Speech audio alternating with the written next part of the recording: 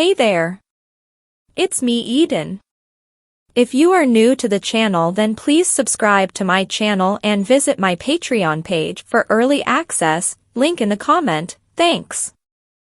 He smiled at me and stepped forward with his arms out to embrace me. I quickly took a step backwards and saw his smile wane. He said, a little forlornly, "Well, I understand.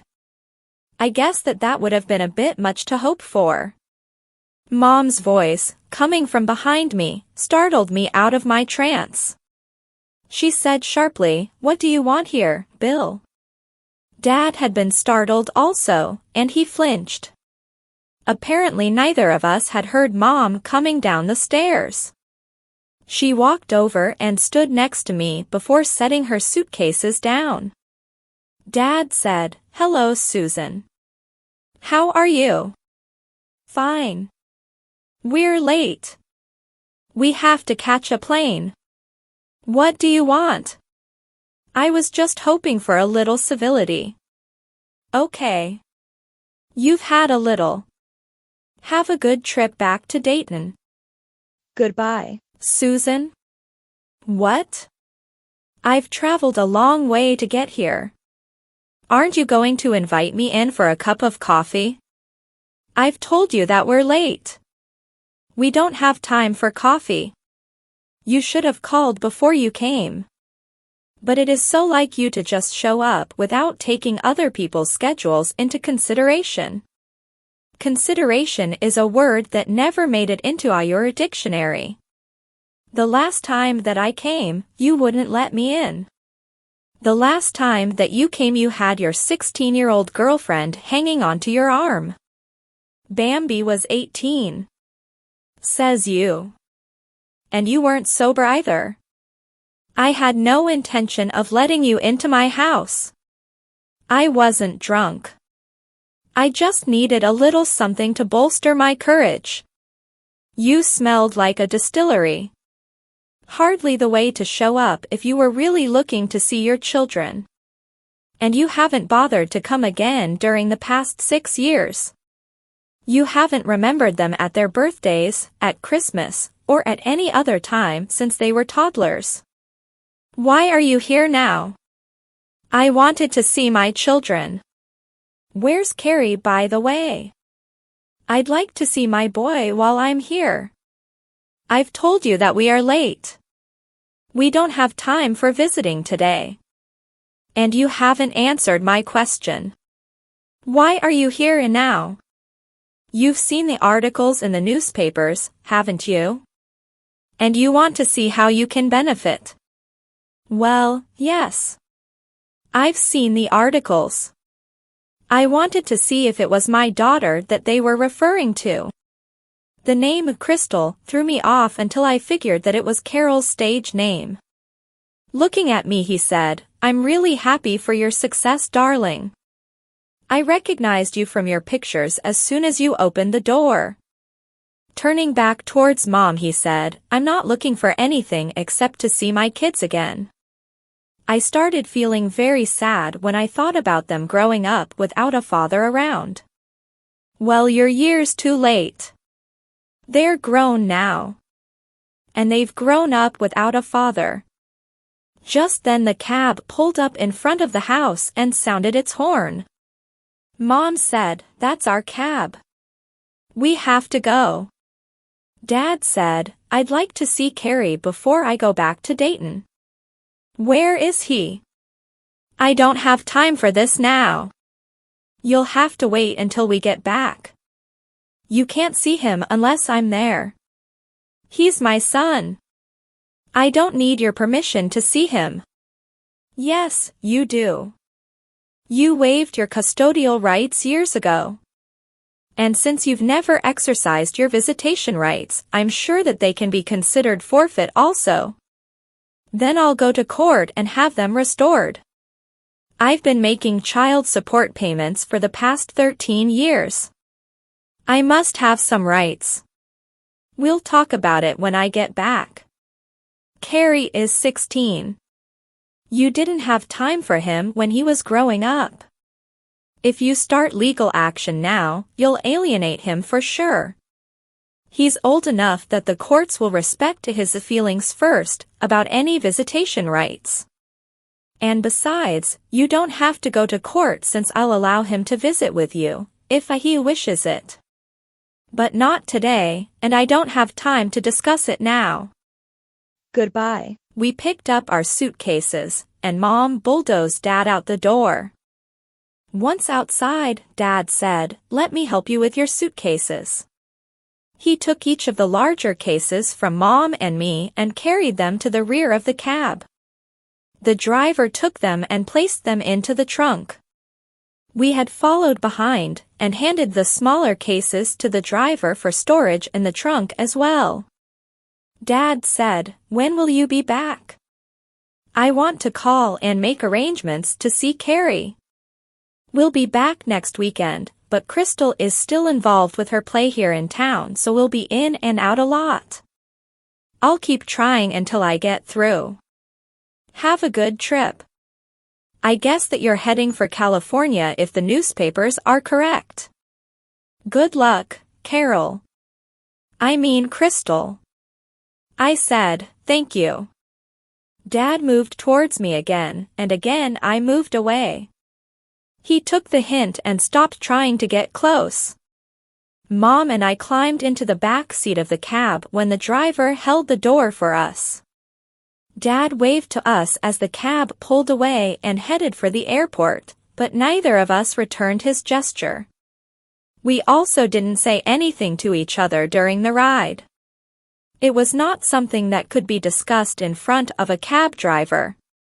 We were aware that anything controversial that was said might find its way into the newspapers or tabloids if the wrong party heard it, so we rode in silence. When we arrived at the airport, the driver opened the door for us and then removed our bags from the trunk. Mom paid and tipped the cab driver before turning to the attendant at the curbside, who put destination tags on our suitcases and gave Mom the claim checks after she had shown our tickets. Once inside the terminal, we found an isolated place to talk while we waited for the plane to board. I said, in an agitated voice, "Mom, I can't meet with Dad while I am like this." Mom said, "Crystal, don't get yourself all worked up.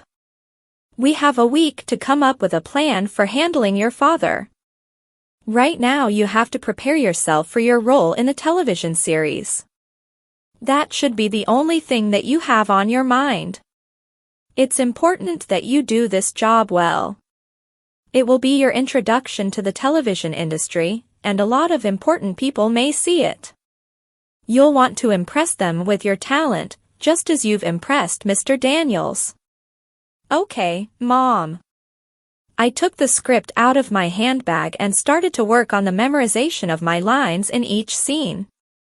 When they called our flight, I stopped and put the script away.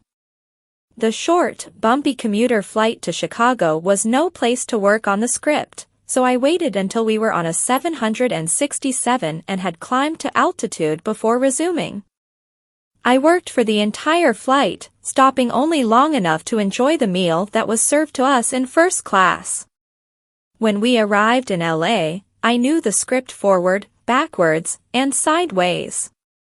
A man holding a cardboard sign, with my name on it, was waiting at the gate when we exited the plane. He introduced himself as Stephen, and explained that he would be driving us to our accommodations. Bernard had spoiled us on our last trip by having an electric cart ready. This time we walked, and used the movable walkways, to reach the front of the terminal. Stephen did take our claim checks and retrieve our luggage though, as we waited in the car. He drove us to a very nice hotel not too far from the studio where I would be working. After he had carried our large suitcases to the room, while we carried the small ones, he gave us a very large envelope from the agency and wished us a good night as he left. Mom and I unpacked our suitcases before sitting down to look at the contents of the envelope.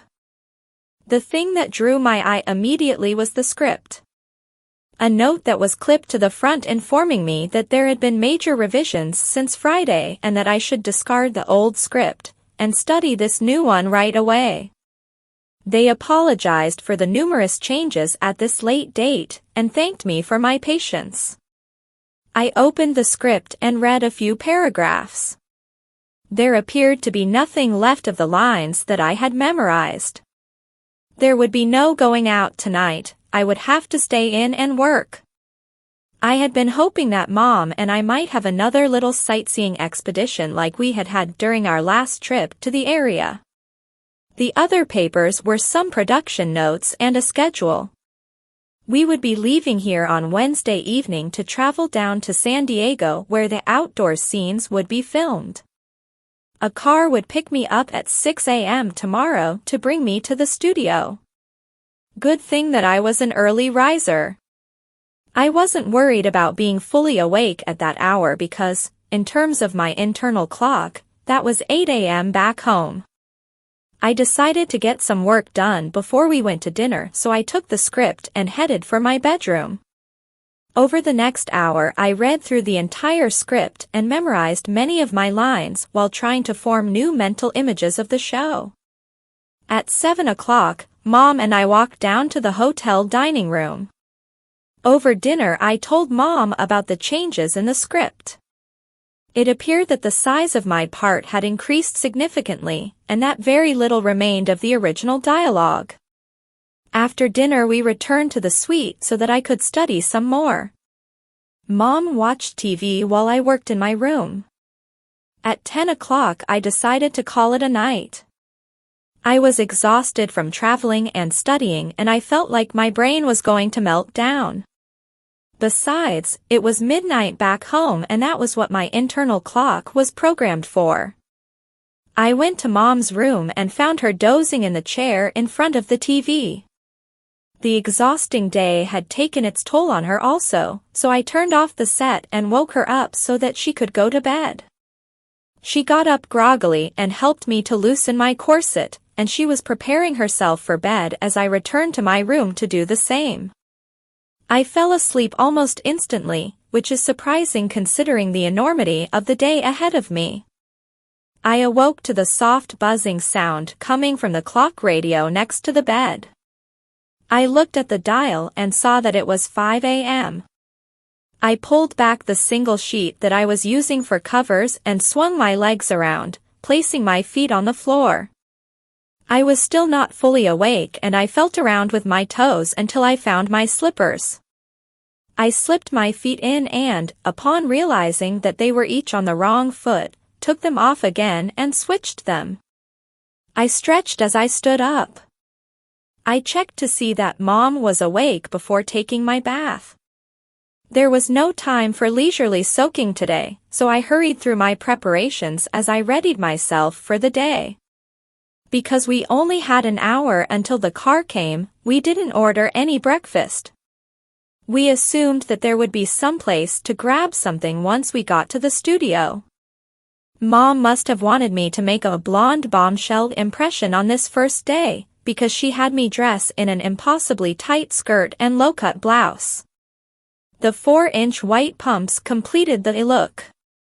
I protested by saying, "Mom, I already have the job." "Crystal, you only get one chance to make a first impression.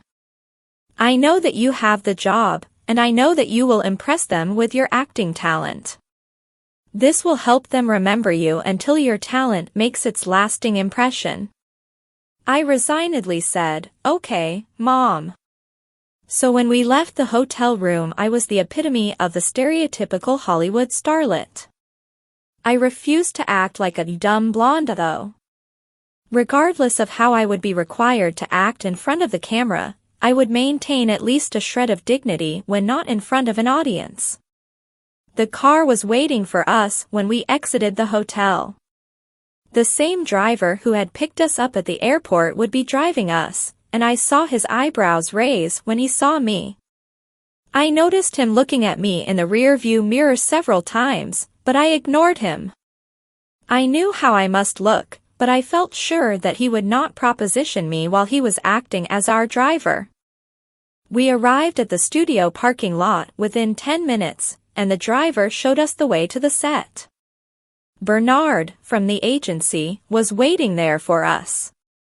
The driver left as Bernard took over to show us around, but stole several glances over his shoulder as we stood and talked. People began arriving in a steady stream now as the production company started up for the day. A production assistant came over and introduced herself to Mom and I. She identified herself as Jill Stansberry and said that she would be coordinating my activities while I was on the set. She filled me in on the day's proposed shooting schedule and then added, "I know that this will all be new to you. It's rare that we get someone who has never performed in television before, for such a large and important role. But being the star of a currently running play means that you will only need to learn the differences between acting on the stage and acting for the small screen. Here it's all camera angles, lighting, and sound recording. You don't have to project your voice since even the lowest whisper may be picked up by the mics. It's similar to shooting a movie except we don't have endless retakes and editing. We have to get the job done as quickly as possible and keep the budget down. Here comes the director, Mr. Landois." A man who appeared to be in his 50s had come into the studio. I noticed that he had a pleasant face and an easy smile as he said hello to the cast members and crew. He saw us and came over. Miss Stansberry said, "Mr. Landois, I would like to introduce you to Miss Ramsey." Miss Ramsey, welcome to my little world.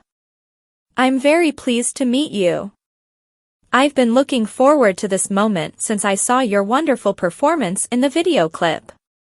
You and Oliver appeared to have real chemistry in that test, and that is why we selected you for this role. We want to duplicate that feeling and that emotion in the series opener.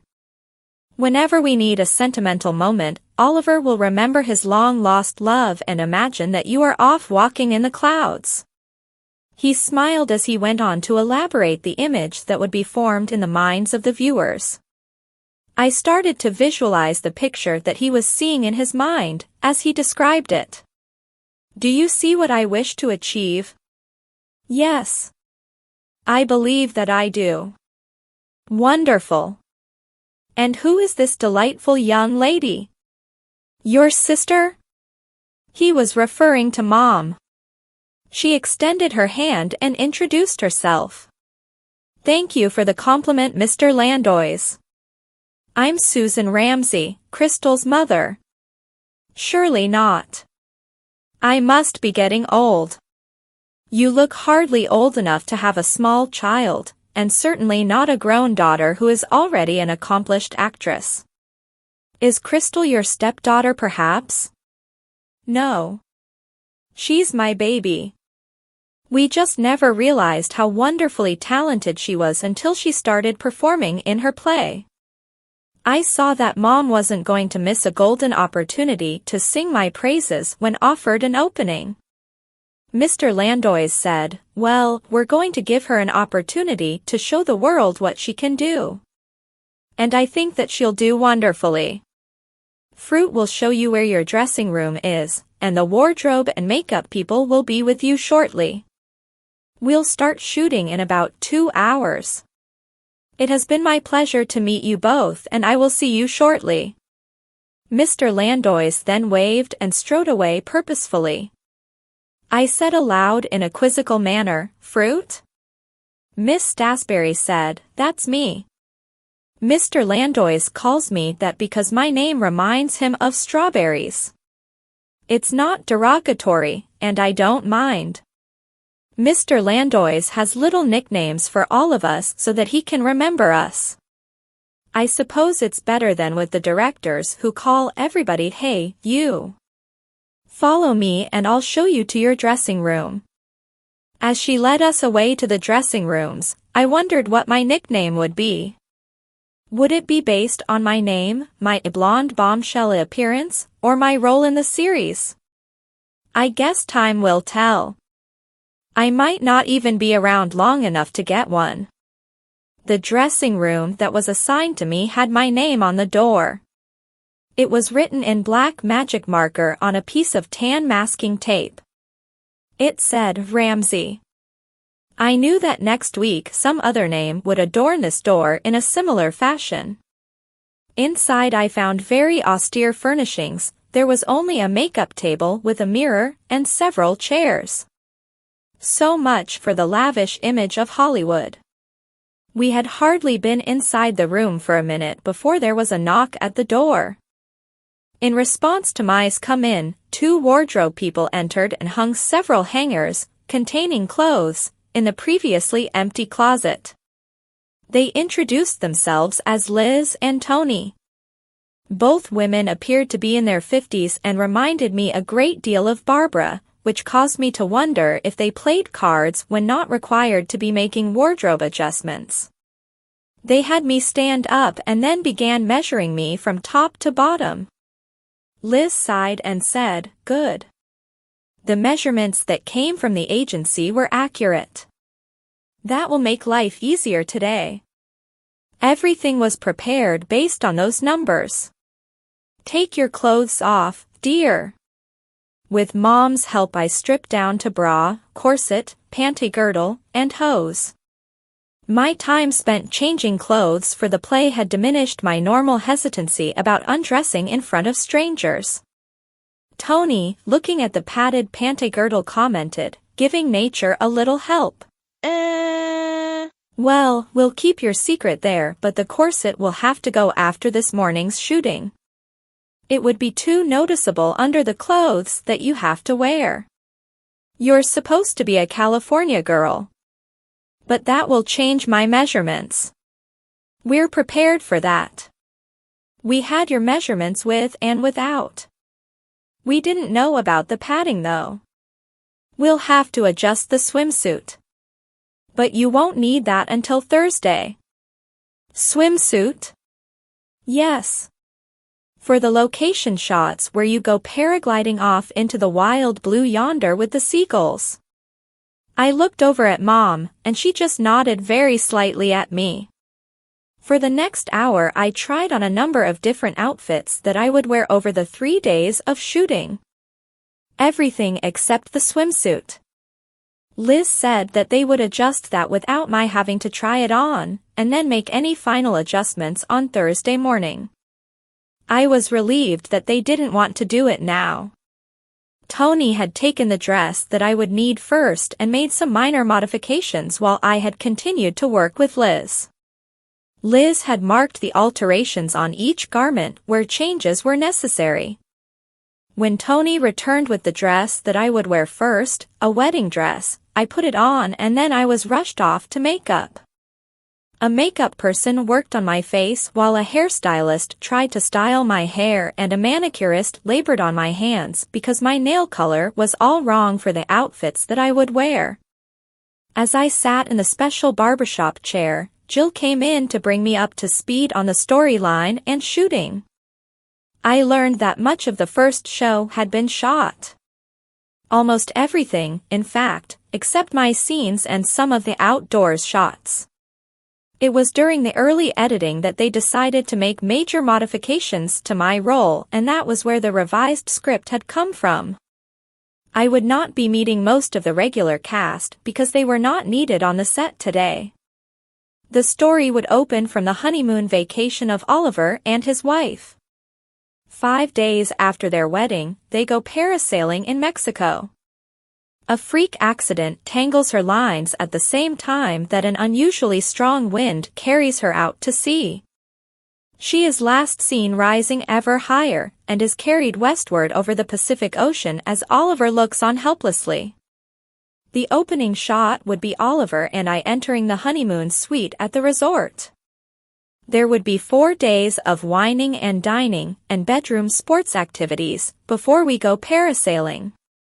The bedroom set was being prepared as we spoke, but I knew that this was to be a family show and nothing that would receive less than a G rating would be shot. Mostly, it would be a lot of hugging and kissing. My wardrobe did not include any nightgowns or lingerie, so the intimate scenes would only be implied. That had been our understanding when we had agreed to the job, and we could not entertain any deviation from that. When I was done in makeup, Jill led me out to the set where we would shoot the first scenes. Oliver was there talking with Mr. Landois about today's shooting. When he saw me, his face lit up and he embraced me like a long-lost love. He kissed me in the same way that we had kissed for the D&L video clip, and I responded in the same fashion, just as we had rehearsed weeks ago. Mr. Landois started clapping and said, "Wonderful, wonderful. That's the kind of passion that we want to see when we start shooting." I knew that the princess would be the one for this job when we saw that clip. You two have real magic together. You can't fake that kind of affection. Passion? I hadn't felt any passion. I was just responding to a kiss the same way that I always did when on stage. Was I conveying a sense of passion? Did my co-actors feel that I was being passionate? And we weren't faking the affection. I didn't think for a minute that Oliver had any special affection towards me, and I had none for him. But who was I to dispute Mr. Landois' statement? He was, after all, the boss. Princess? Was he talking about me? Was that to be my nickname while on this set? How did he mean that? I wondered if Fruit knew where it came from. Oliver went to makeup while Mr. Landois took me aside and explained the scenes that we would be shooting today.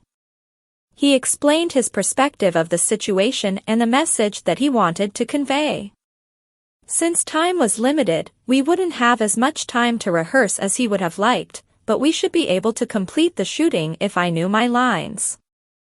I said that I did, and that I was prepared. He smiled and said that that was wonderful. Then he excused himself to take care of some other matters, but not before signaling the makeup person to touch up my makeup where Oliver had missed it. When the makeup woman was through, Jill took me onto the set so that the technicians could get set up. I did some sound level tests and tied my marks so that the camera and sound people could get set. When Oliver was ready, Mr. Landois had us run through the first scene. After a half-dozen rehearsals, he decided to shoot it. It went well and it only took several takes to get one that he was pleased with. Then we shot until he got a second that he liked. This would be the opening for the show and he wanted to have it down perfectly. Between each take, the makeup people had run onto the set and touched us up because we had so much contact in the scene. After that we shot the close-ups. We worked until 1 o'clock before breaking for lunch. I was starving since I hadn't had any breakfast. Mom had found out where the cafeteria was and we made our way there after I changed out of the wedding dress. Most of the crew was already there when we went in. We each took a tray and picked from among the food dishes available. I selected a Caesar salad, fruit cup, and glass of iced tea, while Mom got a tuna salad plate, chocolate pudding, and hot tea. We found an empty table and sat down to eat. We were engrossed in conversation when Jill stopped by our table and asked if she could join us. I said, "Of course. Please sit down." After she had settled in, she said, "You're doing marvelous, Crystal. You've picked up everything very quickly. Mr. Landois is very pleased so far." "Thank you." I was worried that I had offended him somehow when he started to call me princess. Like maybe he thought that I was aloof or something. She laughed. "No. I told you that he had nicknames for everybody, but they are almost never mean-spirited. They are associative terms that help him remember everybody." "Then, do you know why he keeps referring to me as princess?" "Yes, I do. It's because of your role. Your character goes sailing off into the sunset. Sort of like sky dancing or sky walking. In Star Wars, Luke Skywalker's sister was Princess Leia. He also thinks that you look a little like a very young Carrie Fisher, the actress who played Princess Leia. Ipso facto, your nickname is now Princess. Welcome to the ranks, Princess. Thanks, Fruit. We all giggled. Jill was a good conversationalist and we enjoyed our time together at lunch. When it was time to return to the set, I said, "Doesn't Oliver eat lunch?" Jill said, "He never eats with us. He always eats in his dressing room. Some guy brings him his meals every day. Maybe he's afraid of the cafeteria food?" Since this is a new show, and the cast and crew haven't worked together for very long, we haven't figured each other out yet. In time we'll learn each other's idiosyncrasies, foibles, and perspicacity. I laughed and said, "Foibles and perspicacity? You sound like a dictionary." She smiled and said, "Sorry. I'm studying to be a writer. I wanted to be an actress, but I've come to the conclusion that I just don't have the talent to make it very far, so I'm changing my focus. I want to write for television or the movies. I figure that offers me greater opportunities than directing, which is pretty much a closed club." We continued to talk as we ate. Jill told us how she had examined all of the avenues open to actresses that couldn't make it, and had decided on the one that seemed to fit her best. After lunch, we walked back to the set together and saw that things were gearing up again as lights and equipment were turned on. I went to my dressing room to change for the next scene. After having my makeup touched up, I reported back to the set. We worked until 7 o'clock, broke for dinner, and then resumed work until 10 p.m. By the time that we had wrapped for the day, I was totally exhausted.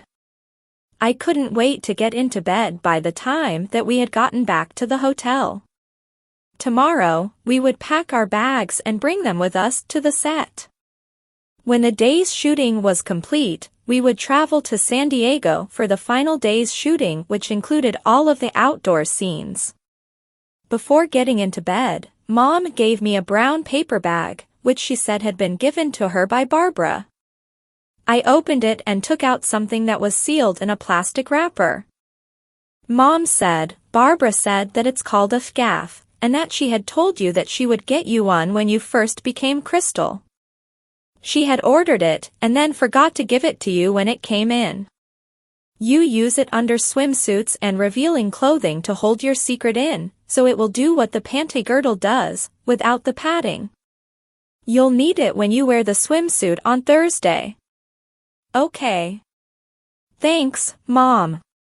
I yawned, and she kissed me goodnight. Mom turned off the light as she left my bedroom.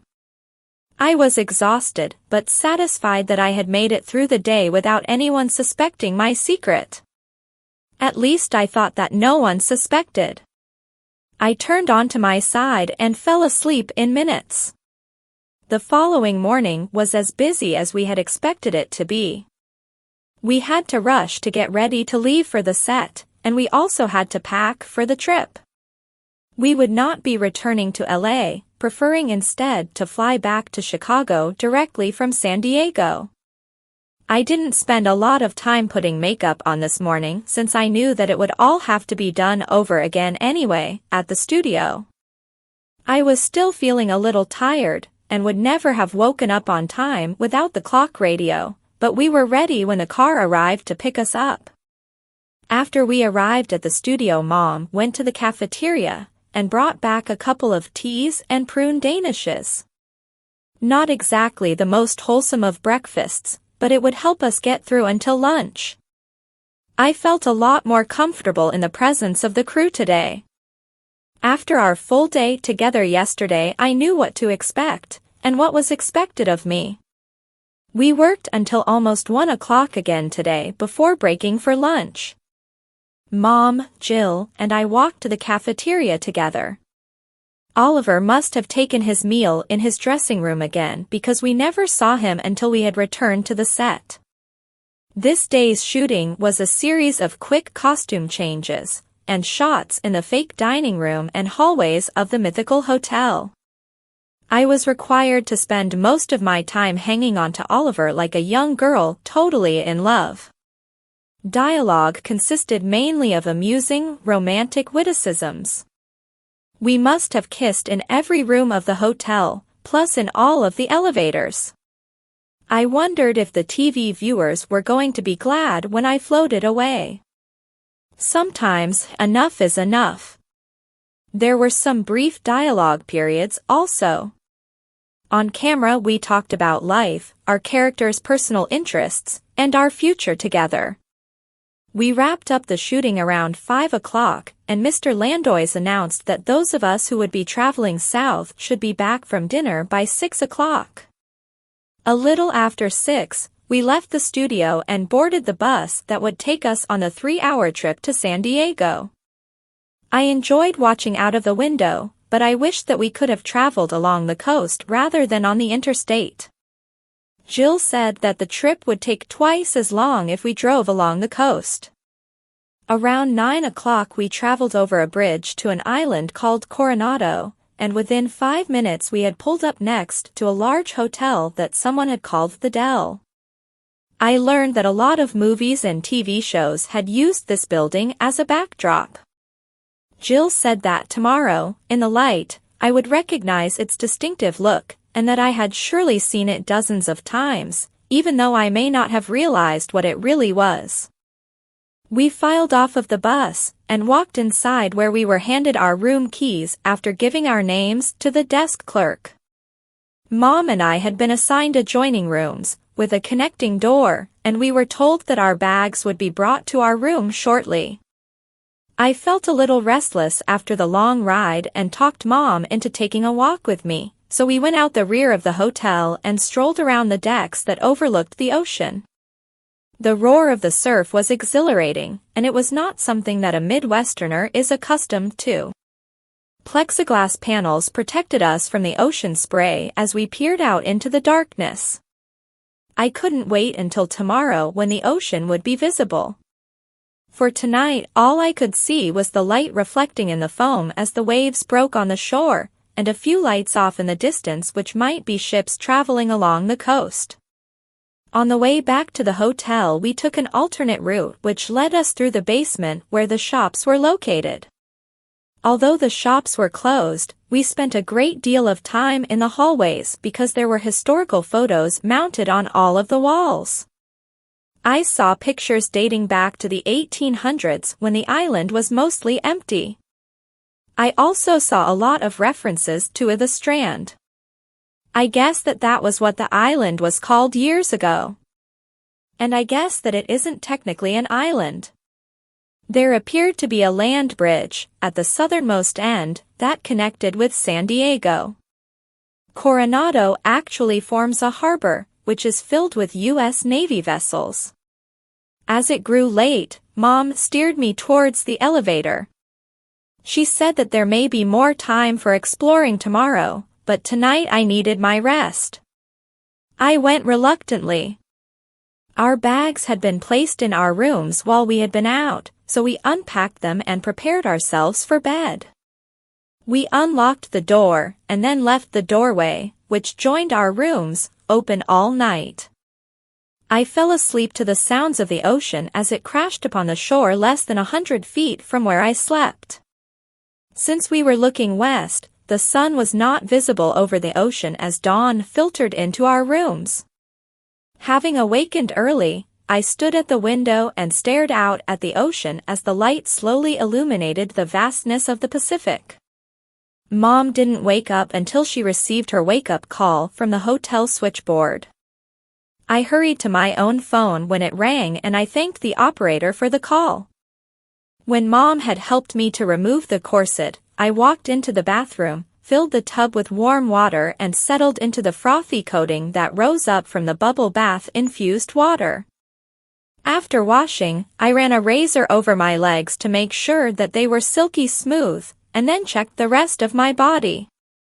Not finding any hair, I got out of the tub and dried myself off.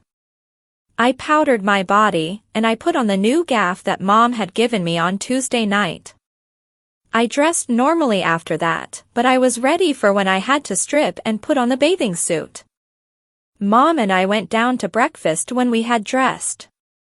At this early hour, every person in the dining room was part of the TV crew, and we sat down and had a light breakfast with Jill after greeting and being greeted by the entire group. The whole crew had now taken to calling me a princess, having picked up the nickname that Mr. Landois had conferred on me. As if on cue, virtually everyone in the dining room got up to leave at the same time. I didn't have a watch on, but I assumed that it must have been pre-arranged for that time. Mom, Jill and I had finished our breakfast and we got up and filed out with everybody else. We spent the morning doing the location establishing shots for the episode.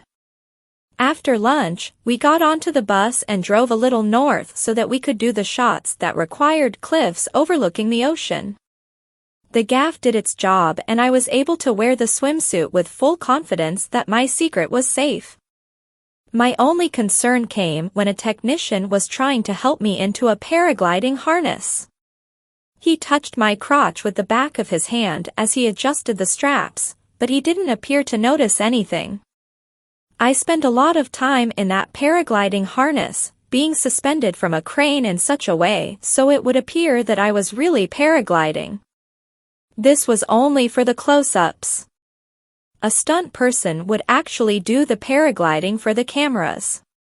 Whether the accident would be shot with blue screen or computer animation, I didn't know, and it didn't really matter. But I did look forward to seeing the final results. Oliver and I had a chance to talk, between shots, as we hung suspended over the cliffs near Del March. Out of the hearing range of eavesdroppers, we spoke openly about the show, and its chances for success. Oliver told me how happy he was that I had agreed to do it even though it was only for the opening show. He said that he had enjoyed working together at the agency, and again at the studio. He added that he hoped that the writers wrote some flashback episodes so that I would be needed some more. He told me that he felt very comfortable in my company, where he usually felt so uncomfortable with most girls. I told him that I appreciated his recommending me for the position and that I had also enjoyed working with him. I didn't express my confusion over his statement about being uncomfortable with most girls. His handsome features and well-toned body would surely make him a hit with the girls. It was late in the day when Mr. Landois was finally satisfied with the shots that they had gotten and we were lowered to the ground for the last time. Arriving back at the hotel, Mom and I expressed our thanks to Mr. Landois and Jill, and said our goodbyes to everybody, before taking the car to Charles Lindbergh Airport in downtown San Diego. After a short wait, we boarded our flight and departed for Chicago. With the television job completed, I could finally stop worrying about having my secret discovered on the set. I was now perfectly free to begin worrying about what Dad was going to do when he found out that I wasn't Carol. How would he feel when he finds out that he has 2 daughters, instead of just one? It was late when we got into Chicago, so we went to the hotel where we had stayed the last time. We would continue on in the morning so that I could be at the theater in plenty of time to prepare for our next to last weekend of performances. I was glad that the play's performance schedule was finally ending because my own schedule had gotten rather hectic and I didn't want to carry over the pressures of doing the play while returning to high school for my junior year. When I finally got to bed, I fell asleep almost immediately, despite the uncomfortable mattress on the hotel bed. It had been a long day since I had first awoken and spent so much time staring out at the deep blue of the Pacific Ocean, from the window of my room in the Del Coronado Hotel. Please subscribe for the next part and visit my Patreon page for early access. Link in the comment. Thanks.